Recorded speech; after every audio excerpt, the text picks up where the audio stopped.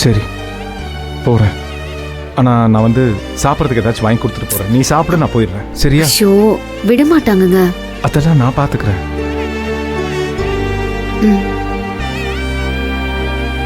இரு, இதோ வந்துடுறேன். மேடம், என் ஒய்ஃப்க்கு டிஃபன் மட்டும் வாங்கி கொடுத்துட்டு போயிட்டு வா மேடம். Please madam. சரி சார், சீக்கிரம் வாங்கி கொடுத்துட்டு கிளம்புங்க. ரொம்ப தேங்க்ஸ்.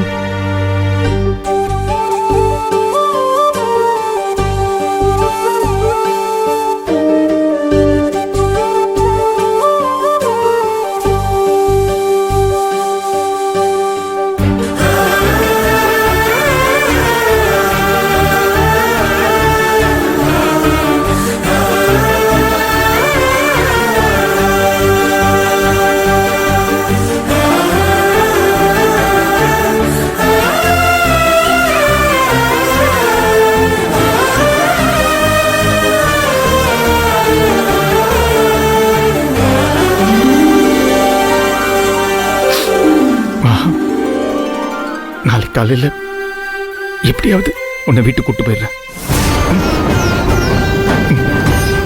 தண்ணி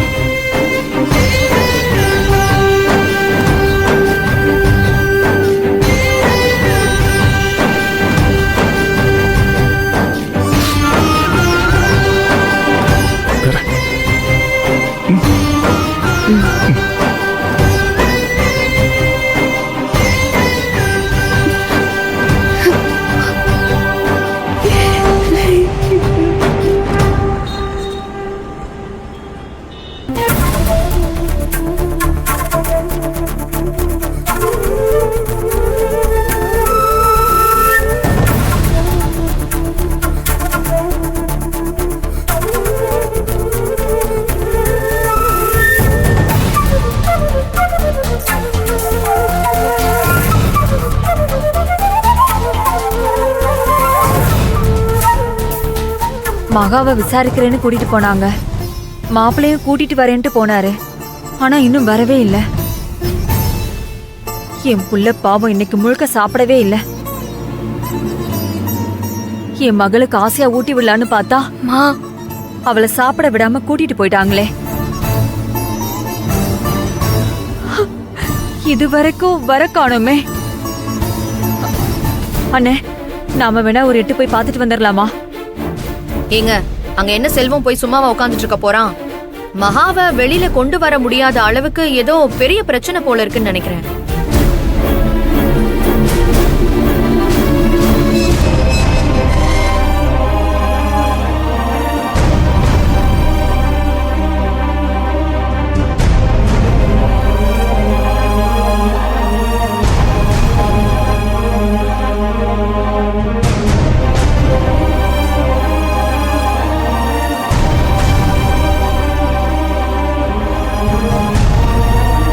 மாமா, மாமா, மாப்பிள்ள, மாமா, அக்கா எங்க மாமா?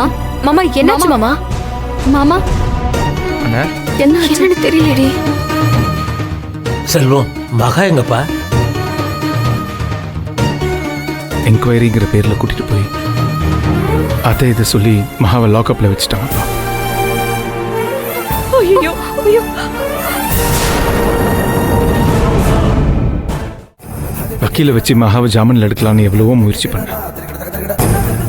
ஆனா முடியல.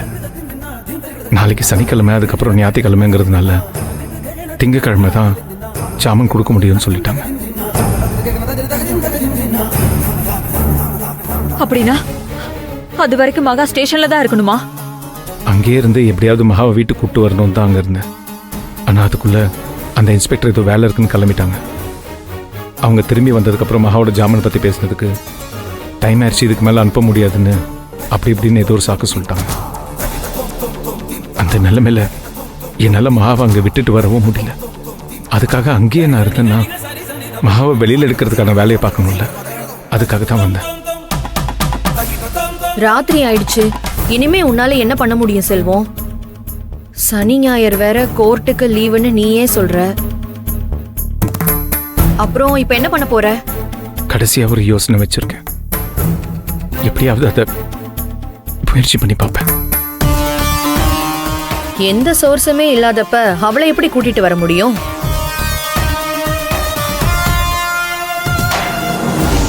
சரி, இதெல்லாம் ஃபோனில் சொன்னால் உங்களுக்கெல்லாம் புரியாதுன்னு தான் பயந்துருவீங்கன்னு தான் நேரில் சொல்லிட்டு போகலான்னு வந்தேன்.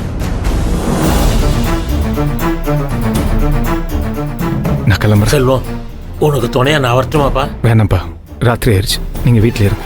அண்ணே நான் வரேன் இப்போ. இல்லைடா, நான் லாயரை பார்க்க போகிறேன். நீ வீட்டில் இரு. செல்வம், இந்த தண்ணியாவது குடிப்பா. ஒண்ணுமே சாப்பிடாம இருக்கடா. ஒரு 2 வாய் சாப்பிட்டுட்டு போடா. ஹலோ ஹலோ செல்வம், செல்வம், அம்மா கேக்குறது உன் காதுல விழலையா? செல்வம், எங்க போனாலும் ஒரு வாய் சாப்பிட்டுட்டு போ. ஹலோ சார், நான் பேசுறது கேட்குதா சார்? Hello hello. செல்வம், ஐயோ, இந்த பிள்ளை இப்படி ஒண்ணுமே சாப்பிடாம போறானே. என்ன பண்றது? மகானால வர பிரச்சனைக்கெல்லாம் இவன் தான் அலைறான்.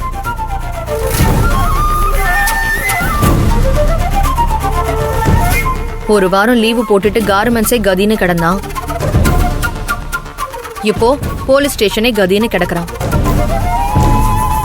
புருஷன் பொண்டாட்டினா இப்படித்தான் இருக்கணும். மகா நேர்மையான பொண்ணு,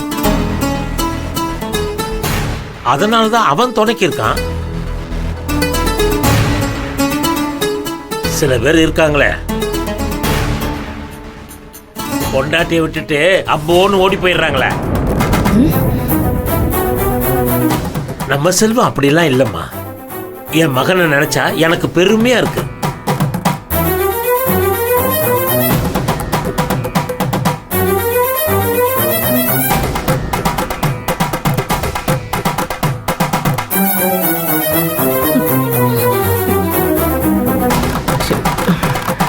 அண்ணே, வெண்ணிலா சின்ன பொண்ணுண்ணே, ஏதோ சொல்றா. பதிலுக்கு பதில் நம்மளும் பேசணுமா? பாருங்க, கோச்சுக்கிட்டு உள்ள போயிட்டா. சின்ன பொண்ணுனா நெருப்புல கை விட்டா பார்த்துட்டு சும்மாவா இருக்க முடியும்? கையை தட்டி விடணும்ல.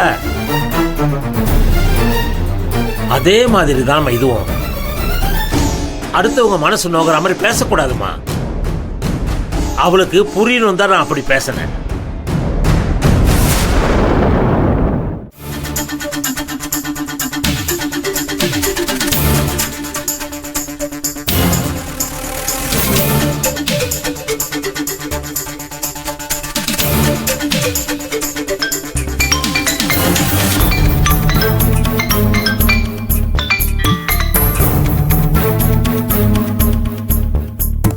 சொல்லுங்க மேடம். ஹலோ சார், ஒரு முக்கியமான விஷயம் பேசணும். தனியா தானே இருக்கீங்க? தனியாக தான் இருக்கேன். சொல்லுங்க மேடம். எப்படியாவது மகாவை வெளியில எடுத்தே ஆகணும்னு செல்வம் ரொம்ப தீவிரமா இருக்கான். இவ்ளோ நேரம் ஸ்டேஷன்ல இருந்துட்டு இப்பதான் வீட்டுக்கு வந்தான். காலையில வீட்டுக்கு வரும்போது மகாவோட தான்